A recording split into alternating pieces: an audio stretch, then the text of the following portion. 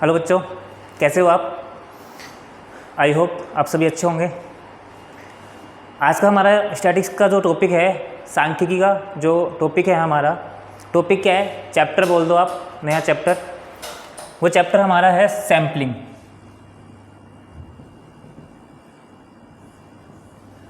Chapter का नाम क्या है? सैम्पलिंग। Sampling theory.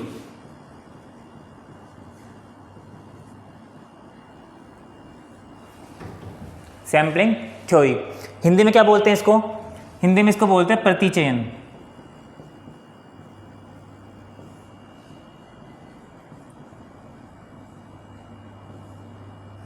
प्रतिचयन बोल दो या फिर क्या बोल दो, या फिर इसको बोल दो निदर्शन। क्या बोल दीजिए? निदर्शन। दोनों का मतलब एक ही है। देखिए, सैम्पलिंग चैप्टर क्या है, थोड़ा सा बच्चों को टेक्निकल लगता है, और टेक्निकल थोड़ा सा हैवी और कुछ लगता भी है बच्चों को। इसके पीछे रीज़न क्या है? देखो, होता क्या है कि किसी भी चैप्टर को पढ़ने का तरीका होता है कि उसको स्टार्ट कैसे करें और ख़त्म कैसे करें, ताकि बीच में कोई भी चीज़ मिस ना हो, एक सिस्टम से पूरा चैप्टर ख़त्म हो, ताकि कन्फ्यूज़न ना हो माइंड में किसी भी तरह की। और इस चैप्टर में आपको ख़ास तौर से इस बात का ध्यान रखना पड़ेगा कि ऐसा नहीं कर सकते आप इस चैप्टर में कि कोई भी टॉपिक आपने बीच में से उठा लिया, उसको पढ़ लिया। कोई भी टॉपिक आपने बीच में से उठा लिया और उसको पढ़ लिया, ऐसा नहीं चलेगा। सिस्टमेटिक आपको पढ़ना पड़ेगा। अगर आप सिस्टम से इस चैप्टर को पढ़ रहे हो ना, तो आपको कहीं पे भी कोई दिक्कत नहीं आएगी। ठीक है, तो बात करते हैं, स्टार्ट करते हैं चैप्टर को। चैप्टर का नाम क्या है? Sampling theory. सैम्पलिंग को हिंदी में क्या बोलते हैं? प्रतिचयन या फिर निदर्शन। ठीक है, सैम्पलिंग क्या होती है, इसको जानने से पहले आपको कुछ दो वर्ड यहाँ पे समझने पड़ेंगे। दो वर्ड का मतलब आपको समझना पड़ेगा। एक तो होता है पॉपुलेशन और एक होता है सैंपल।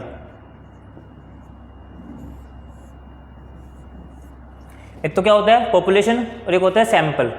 पॉपुलेशन का हिंदी में मतलब क्या होता है? समग्र। क्या होता है? समग्र। तो पहले हम पॉपुलेशन को समझने जा रहे हैं कि पॉपुलेशन होता क्या है। देखिए, पॉपुलेशन का मतलब वैसे तो आपको पता ही होगा कि किसी भी कंट्री की जनसंख्या, किसी भी कंट्री की पॉपुलेशन, ठीक है, वो क्या होती है? पॉपुलेशन। यानी कि पॉपुलेशन का मतलब क्या होता है? जनसंख्या से। लेकिन स्टैटिक्स में पॉपुलेशन का मतलब जनसंख्या से नहीं होता। स्टैटिक्स में पॉपुलेशन का मतलब क्या होता है, वो मैं आपको बता रहा हूँ। देखिए, होता क्या है कि हम स्टैट्स में क्या करते हैं, हम सांख्यिकी में हम क्या करते हैं, हम किसी भी टॉपिक के ऊपर रिसर्च करते हैं। क्या करते हैं? रिसर्च। किसी भी चीज़ के बारे में रिसर्च करते हैं। रिसर्च का मतलब अनुसंधान करते हैं।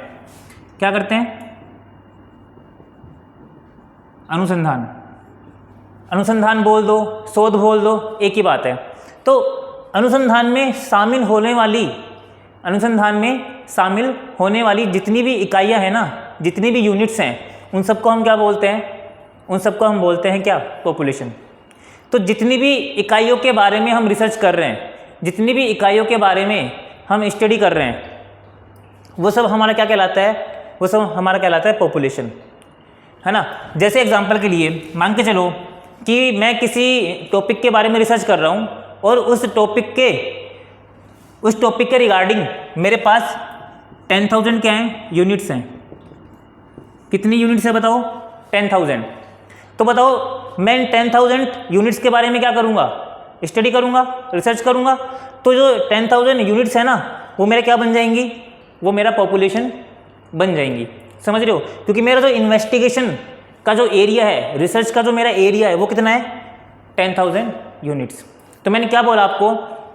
मैंने आपको ये बोला कि अनुसंधान में शामिल होने वाली जितनी भी इकाइयाँ हैं, उसके समूह को हम क्या बोलते हैं? पॉपुलेशन बोलते हैं। इसको आप लिख लीजिए। क्या बोला मैंने आपको? एक group of units include in research. क्या बोला? एक group of units include in research. अनुसंधान में शामिल होने वाली जितनी भी इकाइयां हैं, एक ग्रुप ऑफ यूनिट्स यानी कि इकाइयों का समूह, अनुसंधान में शामिल होने वाली इकाइयों का समूह, यानी कि जिस इकाइयों के बारे में हम शोध कर रहे हैं, जितनी भी इकाइयों के बारे में हम शोध कर रहे हैं, उनका जो समूह है वो क्या कहलाता है? पॉपुलेशन।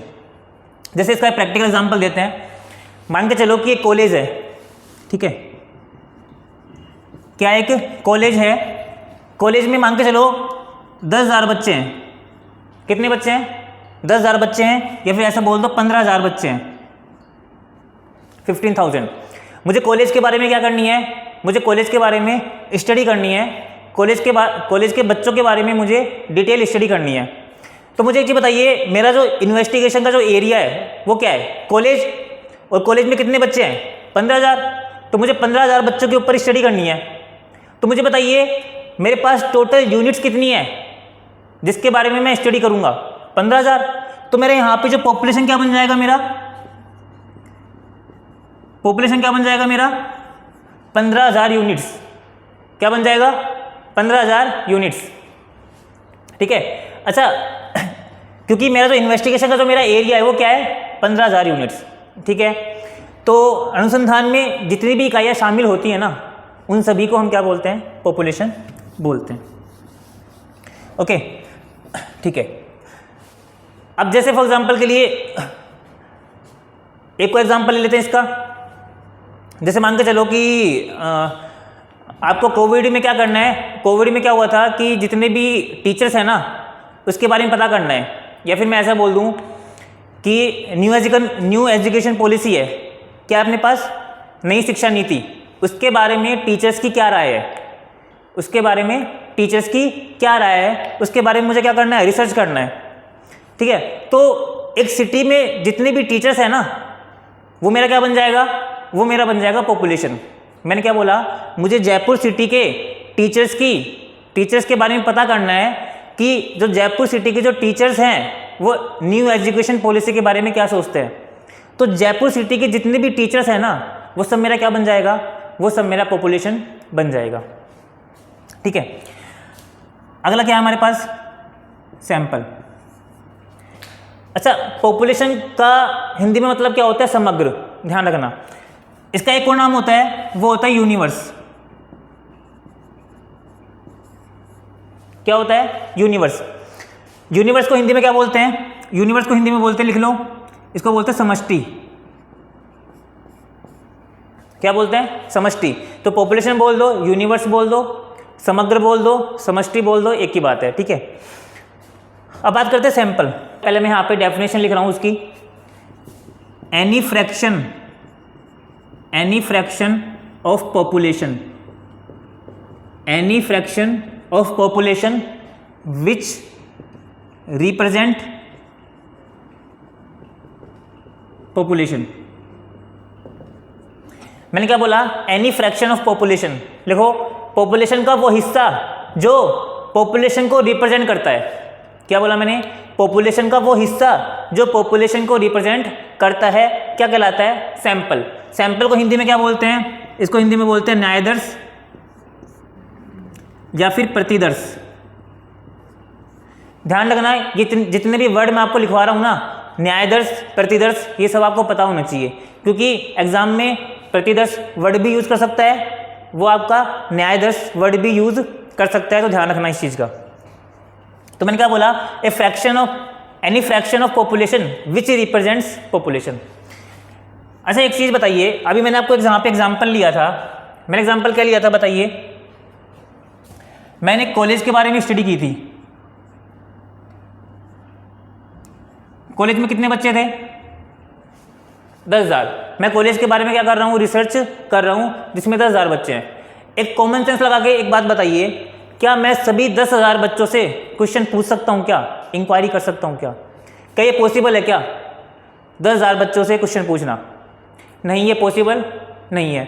क्यों? क्योंकि कॉस्ट ज़्यादा लग जाएगी, टाइम भी बहुत ज़्यादा लग जाएगा। तो यहाँ पे क्या करते हो बेसिकली, आप 10,000 बच्चों में से कुछ बच्चे सेलेक्ट कर लेते हो। क्या कर लेते हो? कुछ बच्चे क्या कर लेते हो? सेलेक्ट। जैसे मान के चलो मैंने 1000 बच्चे क्या कर लिए? सेलेक्ट कर लिए। मैंने 10,000 में से 1000 बच्चे क्या कर लिए? सेलेक्ट कर लिए। मुझे बताओ, अब मैं क्या करूँगा? अब मैं 1000 बच्चों की स्टडी करूँगा। अब मैं 10,000 बच्चों की स्टडी नहीं करूँगा, मैं कितने बच्चों की स्टडी करूँगा, मैं 10,000 बच्चों की स्टडी करूँगा, उनके ऊपर रिसर्च करूँगा 1000 बच्चों के ऊपर, और किसके बारे में निष्कर्ष निकालूंगा, मैं निकालूंगा 10,000 बच्चों के बारे में निष्कर्ष निकालूंगा। तो एक चीज़ बताइए सिंपल सा कि मैं रिसर्च किस पे कर रहा हूँ, 1000 बच्चों पे, किसके लिए कर रहा हूँ, ताकि मैं 10,000 बच्चों के बारे में निष्कर्ष निकाल सकूँ। तो एक चीज़ बताइए, जो 1000 बच्चे मेरे पास मैंने सेलेक्ट किए हैं वो किस में से सेलेक्ट किए हैं, 10,000 बच्चों में से। 10,000 हमारे पास क्या है, ये तो पॉपुलेशन है। 1000 बच्चे जो मैंने सेलेक्ट किए हैं वो क्या है, सैंपल ही तो है हमारे पास। भाई ये चीज बताइए, मैं 1000 बच्चों के ऊपर रिसर्च करके 10,000 बच्चों के बारे में निष्कर्ष निकाल रहा हूं, है ना। तो मैंने क्या किया, 1000 बच्चों का यूज किया। अच्छा, मैंने 1000 बच्चे किस में से निकाले, पॉपुलेशन में से। तो जो 1000 बच्चे मैंने सेलेक्ट किए यहाँ पे वो क्या कहलाता है, मेरा सैंपल। एक चीज बताइए, क्या जो 1000 बच्चे हैं क्या ये पॉपुलेशन का छोटा सा हिस्सा नहीं है, क्या छोटा सा हिस्सा है ना।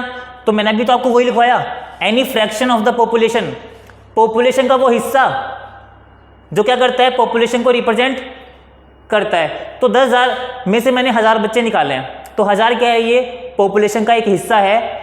तो 1000 बच्चे क्या करेंगे, इस पॉपुलेशन को रिप्रेजेंट करेंगे। इसका मतलब ये है कि इसकी सहायता से, 1000 बच्चों की सहायता से मैं 10,000 बच्चों के बारे में निष्कर्ष निकालूंगा। तो 1000 क्या है, मेरा यहाँ पे सैंपल है, ठीक है।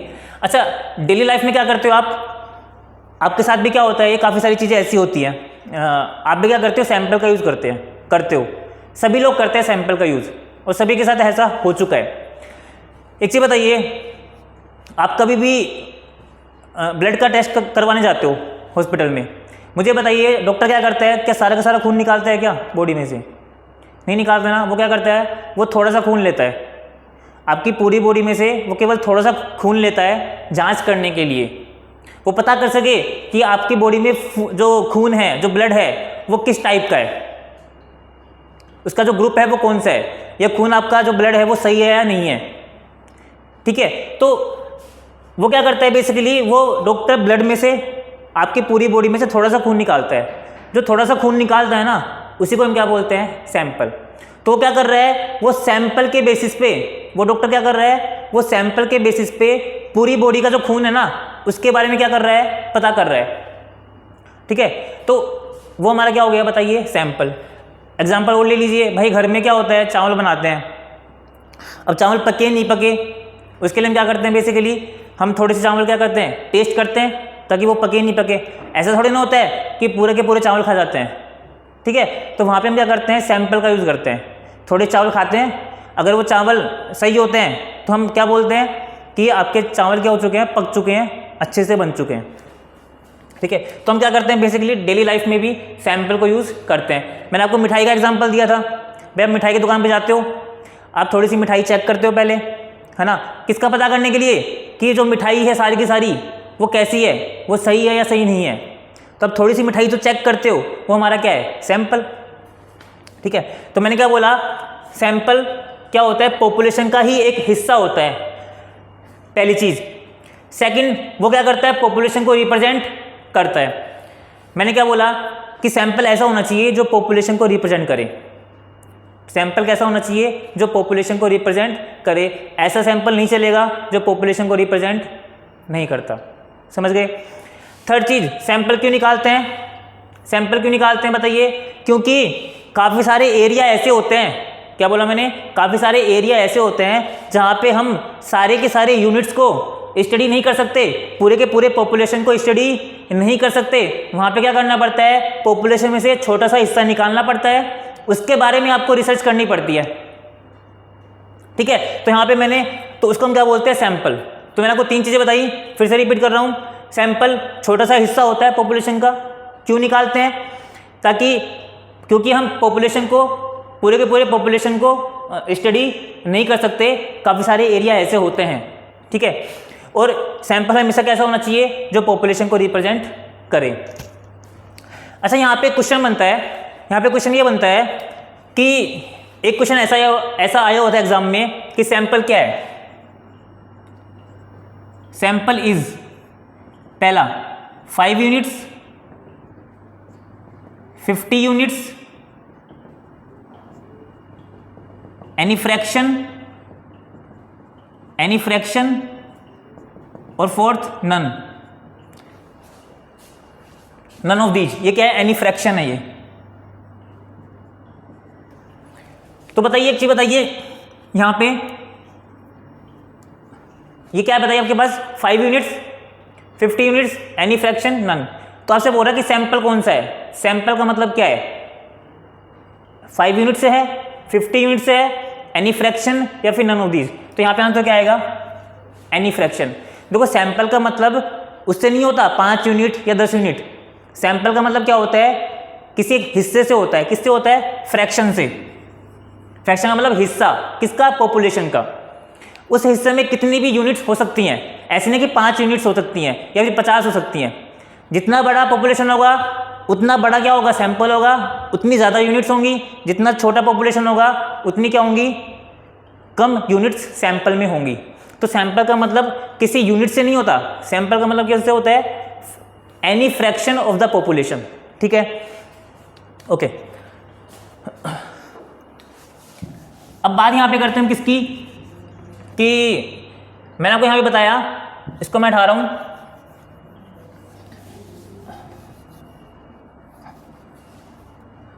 मैंने आपको बताया यहां पे कि पॉपुलेशन और सैंपल।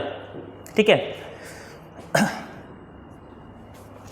अच्छा पॉपुलेशन सैंपल के बारे में मैंने आपको बताया कि पॉपुलेशन क्या होता है, सैंपल क्या होता है। अब एक चीज बताइए, पॉपुलेशन में से हम सैंपल निकालते हैं, हम कुछ डेटा सेलेक्ट करते हैं। ठीक है, तो पॉपुलेशन में से सैंपल निकालने की जो प्रोसेस होती है ना, उसी को हम क्या बोलते हैं? सैंपलिंग बोलते हैं। क्या बोलते हैं? सैंपलिंग।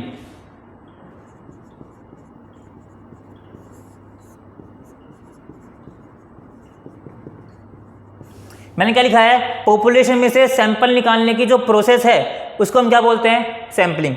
एक चीज बताइए, आपको 10,000 में से 1000 बच्चे क्या करने हैं? सेलेक्ट करने हैं। ये क्या है? पॉपुलेशन। और ये क्या है? सैंपल। तो पॉपुलेशन में से आपको सैंपल सेलेक्ट करना है, इसकी जो प्रोसेस है वो क्या कहलाती है? सैंपलिंग। क्या कहलाती है? सैंपलिंग। तो पॉपुलेशन में से सैंपल निकालने की प्रोसेस को, कि हम सैंपल कैसे निकालेंगे, उसको हम क्या बोलते हैं? सैंपलिंग बोलते हैं, प्रतिचयन बोलते हैं, या फिर क्या बोलते हैं? निदर्शन बोलते हैं। ठीक है, ठीक है। तो यहां पे क्या हो गया, ये मैं आपको बताया सैंपलिंग का मतलब, और पॉपुलेशन का मतलब, और सैंपल का मतलब। अब बात करते हैं यहां पे नेक्स्ट हमारे पास जो टॉपिक आता है वो आता है हमारे पास टाइप्स ऑफ पॉपुलेशन। क्या आता है बताइए? हमारे पास जो नेक्स्ट टॉपिक हमारे पास आता है वो आता है टाइप्स ऑफ पॉपुलेशन। समग्र के प्रकार। समग्र क्या होता है हमारे पास? समग्र हमारे पास 3 प्रकार के होते हैं। पहला हमारे पास होता है फाइनाइट एंड इनफाइनाइट। हिंदी में लिख लीजिए परिमित। फाइनाइट का मतलब परिमित, इनफाइनाइट का मतलब अपरिमित। सेकंड हमारे पास होता है living and non living. Living का मतलब क्या होता है? सजीव, और नॉन लिविंग का मतलब क्या होता है? निर्जीव। ठीक है, अगला हमारे पास है hypothetical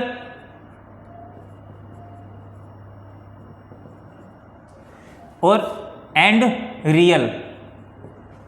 hypothetical and real. Real को हम क्या बोलते हैं? रियल को हम बोलते हैं एग्जिस्टेड। क्या बोलते हैं? एग्जिस्टेड। रियल बोल दो, एग्जिस्टेड बोल दो, एक ही बात है। हाइपोथेटिकल का मतलब क्या होता है? थ्योरेटिकल।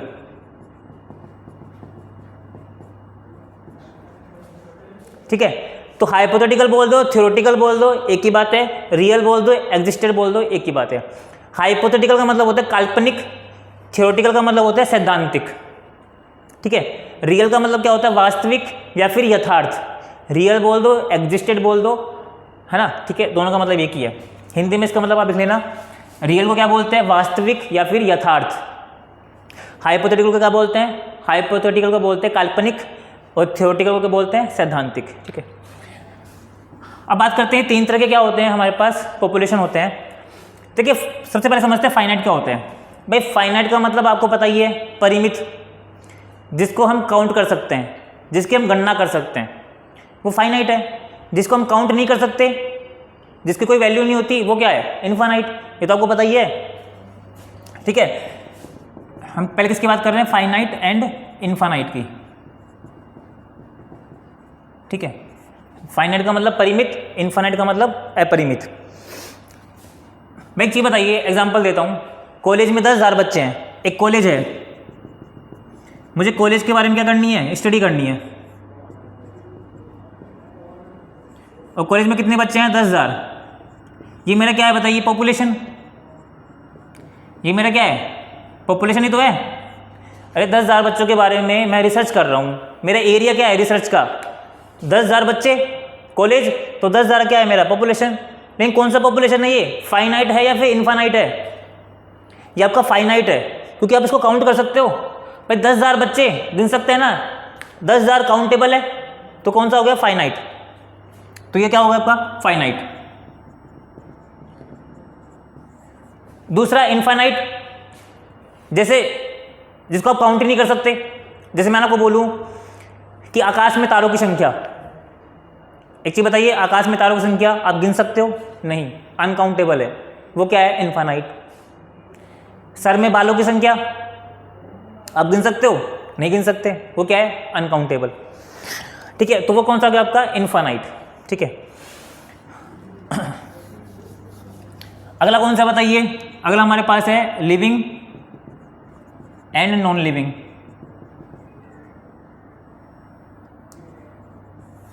लिविंग का मतलब सजीव, नॉन लिविंग का मतलब निर्जीव। भाई लिविंग क्या होता है? मतलब जिसमें सांसें हैं, जो जिंदा है वो क्या है? लिविंग। और नॉन लिविंग क्या है? भाई ये तो आप जानते ही हो, है ना। तो लेकिन मुझे बताना जरूरी है फिर भी, वैसे आप सब जानते हो कि लिविंग का मतलब जिसकी सांसें चल रही हैं, जिसमें सांसें हैं, तो वो लिविंग। नॉन लिविंग का मतलब जिसमें प्राण नहीं है, कहने का मतलब। ठीक है, जिसमें कोई जीव ही नहीं है, तो वो क्या कहला? निर्जीव। जैसे फॉर एग्जांपल लिविंग का मतलब क्या आता है? लिविंग में सारी चीज़ें आती हैं, पशु, पक्षी, इंसान, ये सब किस में आते हैं? लिविंग में। नॉन लिविंग में क्या आता है आपके पास? अपने सड़कें हो गई, फ्लैट्स हो गए, बुक्स हो गई, ठीक है ना, वो सब क्या आती है? नॉन लिविंग में। तो मैंने आपको बोलूँ, एक group of students of college, एक group of students of college, मुझे बताइए कैसा पॉपुलेशन है? मैं कॉलेज के बारे में स्टडी कर रहा हूँ, एक कॉलेज के स्टूडेंट्स के बारे में स्टडी कर रहा हूँ, तो स्टूडेंट्स का जो ग्रुप है वो क्या कहलाएगा? वो कौन सा है? लिविंग है या फिर नॉन लिविंग है? लिविंग है, क्योंकि स्टूडेंट्स तो क्या है? लिविंग थिंग्स है ना, नॉन लिविंग तो नहीं है ना, इसमें तो कोई डाउट नहीं है किसी को। चलो अगला क्या है हमारे पास? Non living. नॉन लिविंग जैसे मैं आपको बोलूँ, एक group of all the flats in Jaipur.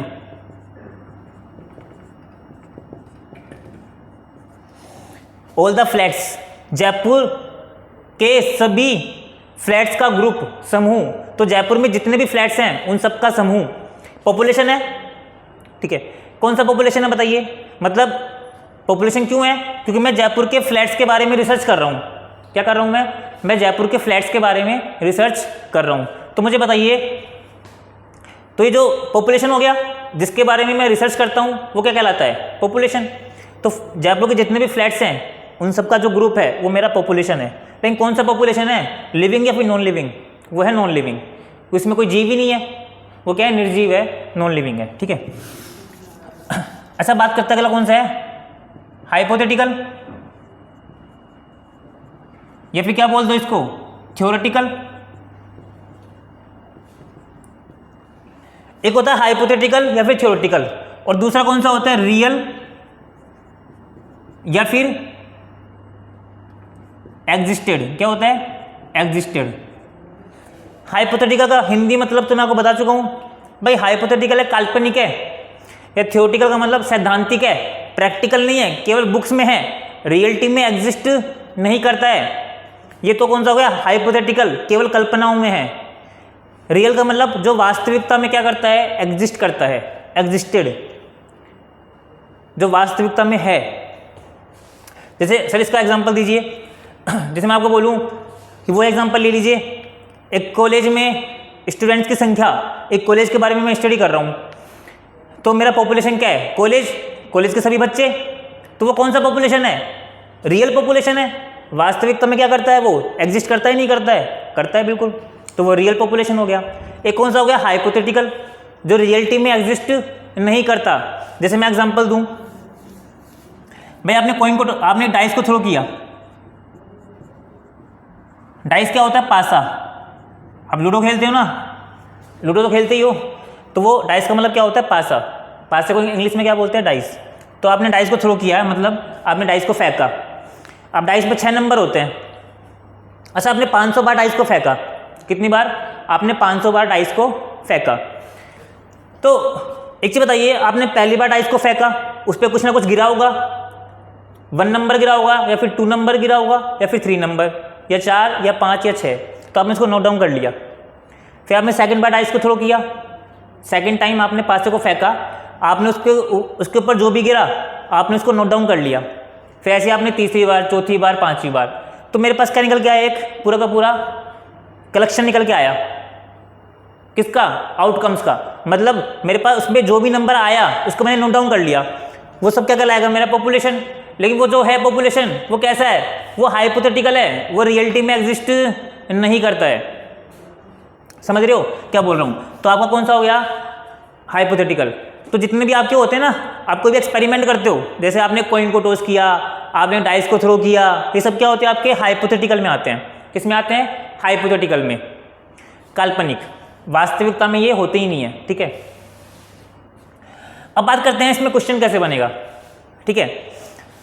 इसमें क्वेश्चन कैसे बनेगा, देखिए भाई, पहले तो आपसे पूछ सकता है कि, जैसे एग्जांपल दूं मैं आपको, कि आकाश में तारों की संख्या, आकाश में तारों की संख्या कौन सा पॉपुलेशन है, उसमें आपको ऑप्शन दे देगा। तो आपको किस पे टिक करना पड़ेगा, आपको टिक करना पड़ेगा किस पे, इन्फानाइट पे, क्योंकि आकाश में तारों की संख्या कौन सा पॉपुलेशन है, इन्फानाइट है, हम उसको काउंट नहीं कर सकते, ठीक है। एक कॉइन को टॉस किया, एक कॉइन को टॉस करने पर जो भी जितने भी क्या है अपने पास आउटकम्स, यूनिट्स है ना, वो जो पॉपुलेशन है वो कौन सा है, तो वो कौन सा बताइए, वो आपका हाइपोथेटिकल। आपको ऑप्शन दे देगा वहां पे, तो आपको किस पर टिक करना पड़ेगा, हाइपोथेटिकल पे। अच्छा, एक क्वेश्चन ऐसा है, जैसे मैं आपको बोलूं कि कॉलेज के स्टूडेंट्स, क्या बोला मैंने, कॉलेज के स्टूडेंट्स के बारे में रिसर्च करनी है। क्या बोला मैंने आपको, मुझे कॉलेज के स्टूडेंट्स के बारे में क्या करनी है, रिसर्च करनी है। तो मेरा पॉपुलेशन क्या है, कॉलेज के स्टूडेंट्स। अच्छा ये बताइए, कॉलेज के स्टूडेंट्स का जो पॉपुलेशन है, मतलब जितने भी कॉलेज में स्टूडेंट्स हैं, वो मेरा क्या कहलाएगा, पॉपुलेशन। तो ये जो पॉपुलेशन है वो कैसा है, आपको ऑप्शन दे देगा वो। ए ऑप्शन, वो फाइनाइट है, मतलब वो परिमित है। तीसरा, वो लिविंग है। सी, वो रियल है। D, none of these, sorry उपरोक्त, ऑल ऑफ दी अबोव। मुझे बताइए, आप कॉलेज के स्टूडेंट्स के बारे में रिसर्च कर रहे हो, तो जितने भी स्टूडेंट्स हैं वो सब क्या कहलाएंगे, पॉपुलेशन। तो जो पॉपुलेशन है वो फाइनाइट है, लिविंग है, रियल है, ऑल ऑफ दी अबोव, तो वो तीनों ही है। व्यक्ति बताइए, कॉलेज के स्टूडेंट्स रियल भी है, वास्तविकता में होते हैं ना, होते हैं भाई, लिविंग भी है, उसमें प्राण भी हैं, जीव भी हैं, फाइनाइट, हम उसको काउंट भी कर सकते हैं। तो इसका मतलब क्या हो गया, ये वाला जो पॉपुलेशन है कॉलेज के स्टूडेंट्स का, वो क्या कहलाएगा आपका, ऑल ऑफ दी अबोव, ठीक है। Okay,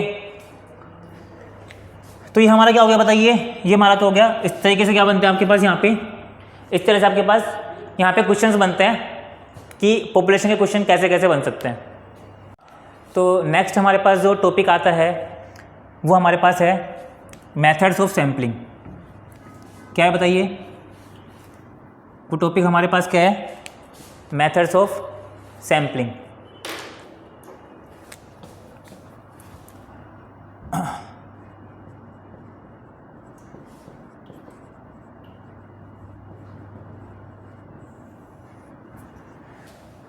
methods of sampling. देखिए मैंने आपको अभी एक बात बताई थी कि पॉपुलेशन में से सैंपल निकालने की जो तरीका होता है, तरीका यानी कि प्रोसेस, जो प्रक्रिया होती है उसको हम क्या बोलते हैं? सैम्पलिंग बोलते हैं। यानी कि हम किस तरह से पॉपुलेशन में से सैंपल निकाल रहे हैं। तो क्या होता है, पॉपुलेशन में से सैंपल निकालने के काफ़ी सारे तरीके होते हैं, तो हम उसी की बात करने जा रहे हैं अब। तो टॉपिक का नाम क्या है? मेथड्स ऑफ सैम्पलिंग, कि हम कौन कौन से तरीक़ों से सैम्पलिंग कर सकते हैं, मतलब हम पॉपुलेशन में से सैंपल निकाल सकते हैं। तो क्या बताइए हमारे पास? प्रतिचयन की विधियाँ। टॉपिक कौन सा आ रहा है हमारे पास? प्रतिचयन की विधियाँ। ध्यान रखना सैंपलिंग का दूसरा नाम क्या होता है? प्रतिचयन हिंदी में। एक और क्या होता है? निदर्शन। मैं आपको लिखवा चुका हूँ, प्रतिचयन की विधियाँ। ठीक है, तो देखिए अब बात करते हैं, मैं आपसे बात करूँ कि मेथड्स ऑफ सैम्पलिंग क्या होती हैं। तो मेथड्स ऑफ सैम्पलिंग को मैं दो तरीके से क्लासीफाई कर सकता हूँ। कितने तरीके से? दो तरीके से। लिखिए यहाँ पे methods of sampling. Methods of sampling, पहला हमारे पास है रैंडम, इसका दूसरा नाम क्या है? Non random, sorry probability. क्या है बताइए? प्रोबेबिलिटी। पहला मेथड कौन सा बताइए? पहला मेथड हमारे पास है रैंडम मेथड, और दूसरा कौन सा हमारे पास? Non random. दूसरा कौन सा बताइए? नॉन रैंडम या फिर नॉन प्रोबेबिलिटी।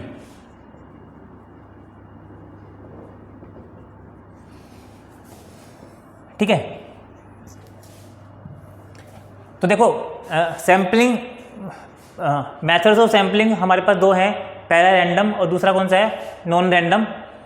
इसका रैंडम का दूसरा नाम क्या है? प्रोबेबिलिटी, और नॉन रैंडम का दूसरा नाम नॉन प्रोबेबिलिटी।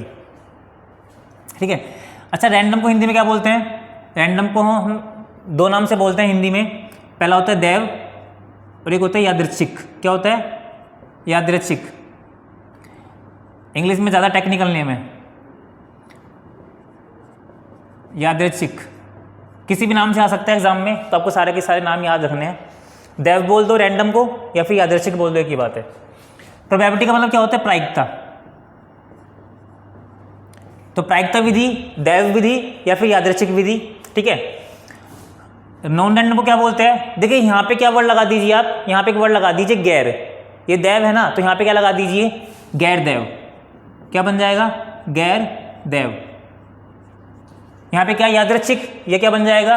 गैर यादृच्छिक। क्या बन जाएगा?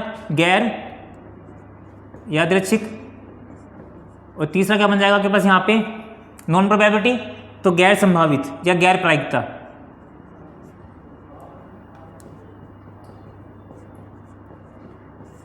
ठीक है, ये हमारे क्या हो गए? हिंदी में नाम हो गए।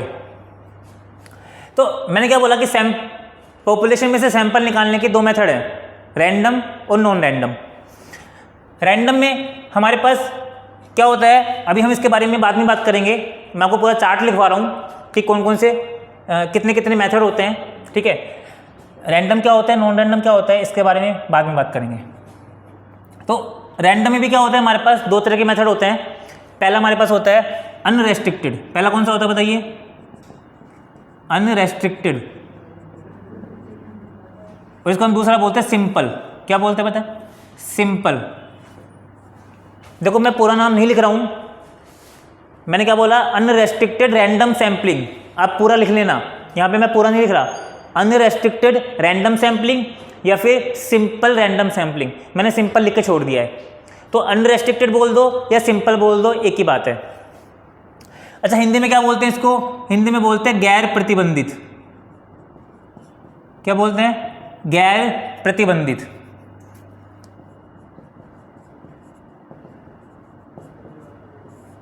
और सिंपल का मतलब क्या हो गया, सरल। तो अनरेस्ट्रिक्टेड बोल दो या फिर क्या बोल दो, सरल बोल दो, एक ही बात है। ठीक है। अच्छा देखो अनरेस्ट्रिक्टेड क्या होता है, जैसे एक वर्ड आपने सुना है रेस्ट्रिक्टेड, यानी कि जो किससे बना होता है, रेस्ट्रिक्शंस होती है ना, आप बोलते हो कि कुछ रेस्ट्रिक्शंस हैं, कुछ प्रतिबंध हैं, है ना। ये क्या है, अनरेस्ट्रिक्टेड, यानी कि जिसमें कोई भी प्रतिबंध नहीं है, गैर प्रतिबंधित है, मतलब जो सरल है, सिंपल है। ठीक है। अच्छा अनरेस्ट्रिक्टेड में भी हमारे पास क्या होते हैं, 3 तरह के मेथड होते हैं। क्या बोला मैंने, अनरेस्ट्रिक्टेड में भी हमारे पास 3 तरह के मेथड होते हैं। पहला हमारे पास होता है लॉटरी मेथड, दूसरा होता है random number table method, random number table, और तीसरा होता है रोल्टी व्हील। क्या होता है, रोल्टी व्हील। इसको शायद एक नाम से और बोलते हैं, इसी का ही नाम होता है, वो होता है रोटेटिंग द ड्रम। क्या होता है, rotating the drum, royalty wheel, rotating drum. देखो मैंने क्या बोला कि सैम्पलिंग के 2 मेथड होते हैं, रैंडम, नॉन रैंडम। रैंडम में भी हमारे पास 2 होते हैं। पहला कौन सा हो गया, अनरेस्ट्रिक्टेड या फिर सिंपल। सिंपल में भी हमारे पास क्या होते हैं, 3 तरीके के मेथड होते हैं, लॉटरी, रैंडम नंबर टेबल, और तीसरा कौन सा है, रोल्टी व्हील या फिर rotating the drum. Rotating drum, drum को घुमा करके, या इसका मतलब क्या, रोल्टी व्हील, यानी कि व्हील के द्वारा, चक्कर आता है ना पहिया, उसके द्वारा क्या होता है अपन बाद में देखेंगे। अभी अगला कौन सा हमारे पास है, अगला है रेस्ट्रिक्टेड। कौन सा है, रेस्ट्रिक्टेड। भाई पहला क्या मैंने लिखवाया आपको, अनरेस्ट्रिक्टेड रैंडम सैम्पलिंग, तो दूसरा क्या हो जाएगा, रेस्ट्रिक्टेड रैंडम सैम्पलिंग। ठीक है। रेस्ट्रिक्टेड का मतलब क्या होता है, प्रतिबंधित।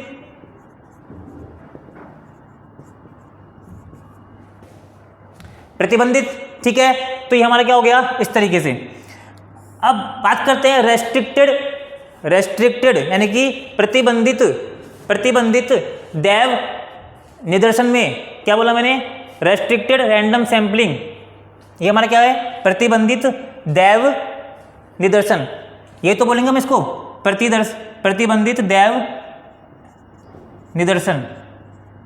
हम किसकी बात कर रहे हैं, हम सैम्पलिंग की बात कर रहे हैं। सैम्पलिंग का मतलब निदर्शन, और किसकी बात कर रहे हैं, रैंडम की। रैंडम मेथड है ना, तो रैंडम का मतलब क्या होता है, दैव या फिर यादृच्छिक, तो प्रतिबंधित दैव निदर्शन। ठीक है। अच्छा इसमें पहला कौन सा है हमारे पास, इसमें हमारे पास 4 होते हैं। पहला हमारे पास यहाँ पे है, पहला हमारे पास है स्ट्रेटिफाइड। इसका मतलब होता है स्तरित, स्तरित निदर्शन विधि। कौन सी विधि, स्तरित निदर्शन विधि या प्रतिचयन विधि। दूसरा कौन सा है, इसमें ही दूसरा हमारे पास है क्लस्टर। क्लस्टर का एक नाम होता है एरिया। क्लस्टर का क्या नाम होता है, एरिया। अच्छा एरिया का एक को नाम होता है वन स्टेज। क्या बोला मैंने, वन स्टेज। क्लस्टर बोल दो, एरिया बोल दो, या फिर वन स्टेज क्या बोल दो, वन स्टेज बोल दो सैम्पलिंग। क्या बोल दो, वन स्टेज सैम्पलिंग बोल दीजिए, एक ही बात है। लिख लीजिए आप इसको, क्लस्टर बोल दो, एरिया बोल दो, या फिर बोल दो one stage. One stage books में नहीं आता है, मैं इसको बोल रहा हूँ। अब इसका मतलब क्या होता है मैं इसको बाद में बताऊंगा। तीसरा कौन सा है, multi stage.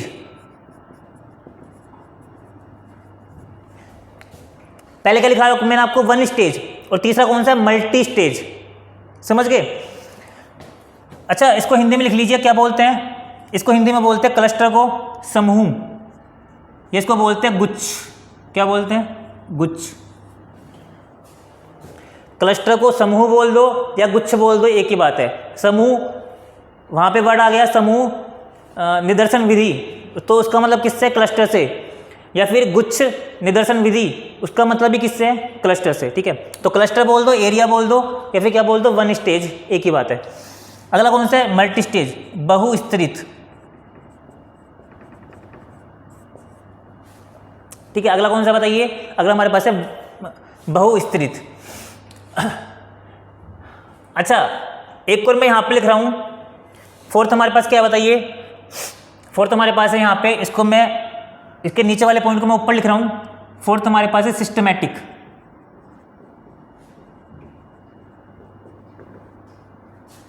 Systematic random sampling. कौन सी सैम्पलिंग? हम रैंडम की बात कर रहे हैं ना, तो रेस्ट्रिक्टेड में फोर्थ मेथड कौन सा है? Systematic random sampling. इसको हिंदी में क्या बोलते हैं? व्यवस्थित। क्या बोलते हैं? व्यवस्थित। लिख लीजिए व्यवस्थित, मैं बोल रहा हूं इसको, ठीक है। अच्छा, सिस्टमैटिक में भी हमारे पास क्या होती हैं? दो विधियां होती हैं सिस्टमैटिक में भी। सिस्टमैटिक के दो पार्ट होते हैं। पहला कौन सा होता है? पहला होता है लीनियर और दूसरा होता है सर्कुलर, यानी कि रैखिक और ये चक्रीय, ठीक है। तो मैंने क्या बोला? सिस्टमैटिक रैंडम सैम्पलिंग किसका पार्ट है बताइए? ये रेस्ट्रिक्टेड का, प्रतिबंधित का। प्रतिबंधित में चार हैं, स्ट्रेटिफाइड यानी कि स्तरित, क्लस्टर यानी कि समूह या गुच्छ। क्लस्टर का दूसरा नाम क्या होता है? एरिया या फिर वन स्टेज। उसके बाद मल्टी स्टेज, और चौथा कौन सा है? सिस्टमैटिक रैंडम सैम्पलिंग यानी कि व्यवस्थित। सिस्टमैटिक के दो पार्ट है, लीनियर और सर्कुलर। लीनियर का मतलब रैखिक, लाइन के रूप में, एक रेखा के रूप में, और सर्कुलर का मतलब चक्रीय, एक चक्र के रूप में, ठीक है।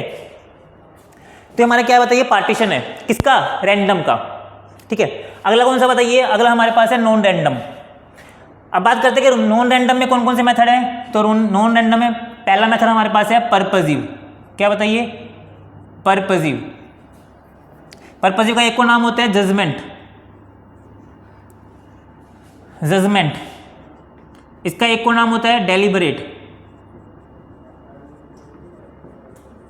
देखिए नाम इसके खूब सारे होते हैं, यहां पे मैं इसको लिखवाऊंगा नहीं, मैं आपको बाद में लिखवाऊंगा।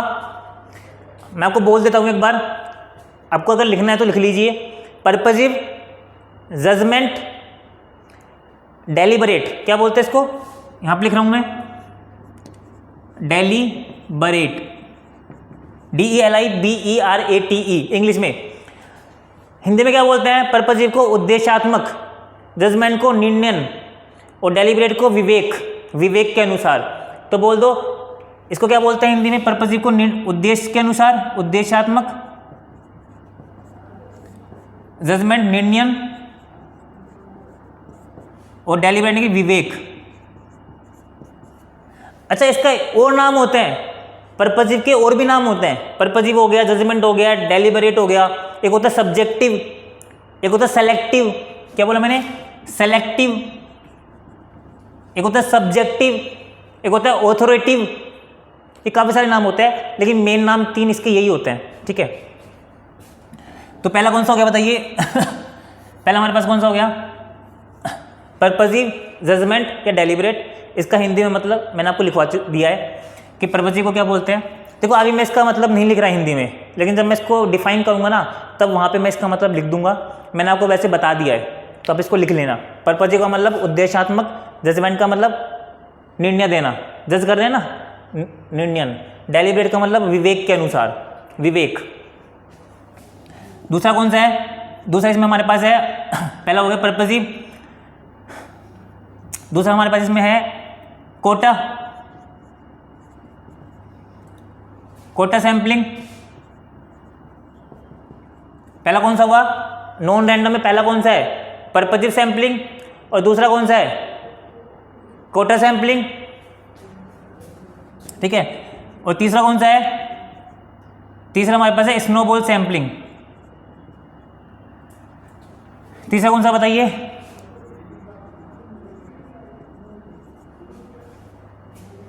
तीसरा कौन सा बताइए हमारे पास? तीसरा है स्नोबॉल सैंपलिंग। तो क्या है हमारे पास? इसको नोट डाउन कर लीजिए आप यहाँ पे।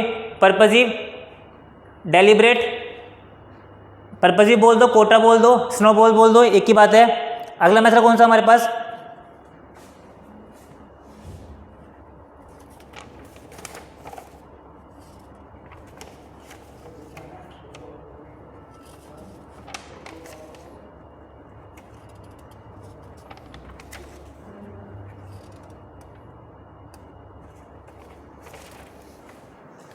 यहाँ पे एक और मेथड आता है, इसके पहले लिख लीजिए आप, कन्वीनियंस सैंपलिंग। कन्वीनियंस सैंपलिंग, देखिए कोटा का मतलब क्या होता है, अभिहंस, अभिहंस। कन्वीनियंस सैम्पलिंग का मतलब सुविधा अनुसार, क्या होता है कन्वीनियंस का मतलब क्या होता है, कन्वीनियंस का मतलब होता है सुविधा अनुसार।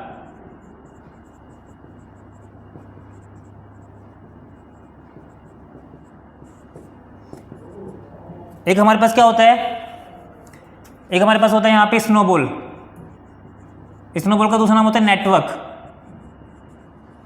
और एक होता है हमारे पास सीक्वेंशियल, सीक्वेंशियल सैम्पलिंग। अच्छा, स्नोबॉल के भी कुछ पार्ट होते हैं, स्नोबॉल में भी 3 पार्ट होते हैं।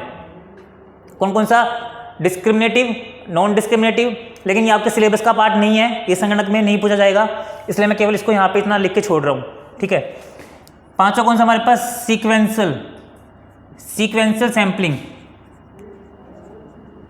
सीक्वेंशियल का हिंदी में मतलब क्या होता है, क्रमिक या फिर अनुक्रमिक, क्या बोल दो, क्रमिक या फिर अनुक्रमिक। सीक्वेंशियल का एक और नाम होता है, सीक्वेंस बोल दो या फिर क्या बोल दो, एक्सेप्टिंग, क्या बोल दो, एक्सेप्टिंग सैम्पलिंग। सीक्वेंशियल बोल दो या फिर एक्सेप्टिंग बोल दो, क्रमिक बोल दो या फिर क्या बोल दो, स्वीकृत, हिंदी में क्या होता है, स्वीकृत। एक्सेप्टेंस का मतलब क्या होता है, एक्सेप्टेंस का मतलब होता है स्वीकृत, एक्सेप्टेंस सैम्पलिंग। सीक्वेंशियल बोल दो, एक्सेप्टेंस बोल दो। सीक्वेंशियल को बोलते हैं, सीक्वेंशियल को हिंदी में बोलते हैं क्रमिक या फिर अनुक्रमिक, अनुक्रमिक लिख लेना। एक्सेप्टेंस का मतलब स्वीकृत, तो दोनों का मतलब एक ही है, ठीक है। अब सीक्वेंशियल में हमारे पास क्या होता है, कुछ पार्ट होते हैं, लेकिन ये आपके सिलेबस में नहीं है। आप लिखना चाहो तो लिख सकते हो। पहला हो सकता है सिंगल सैम्पलिंग, डबल, और एक होता है हमारे पास मल्टीपल। सीक्वेंशियल में हमारे पास 3 पार्ट होते हैं, single sequential sampling, double sequential sampling और मल्टीपल सीक्वेंशियल सैम्पलिंग। तो ये हमारे पास क्या बताइए टोटल आपको, ये आपको मेथड्स ऑफ सैम्पलिंग यहाँ पे पढ़नी है डिटेल वाइज।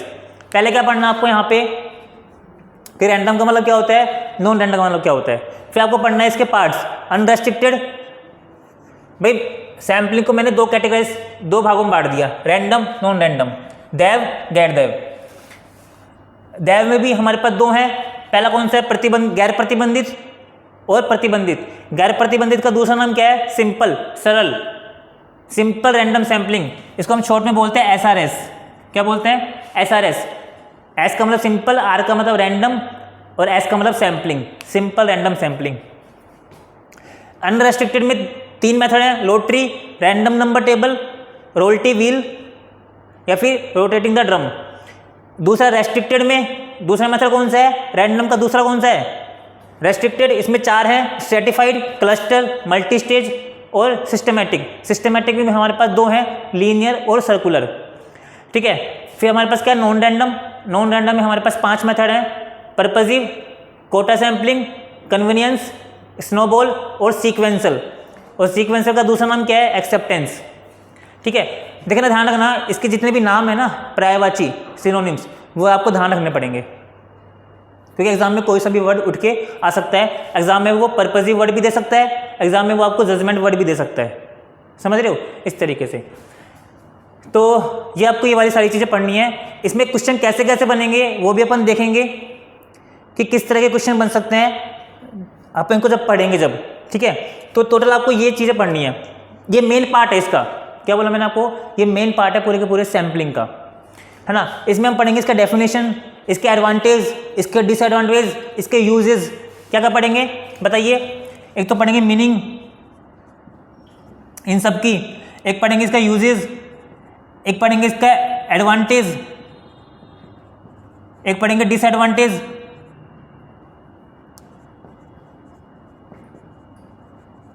क्यों, क्योंकि सभी से क्वेश्चन बनते हैं, इन सभी से क्वेश्चन बनते हैं।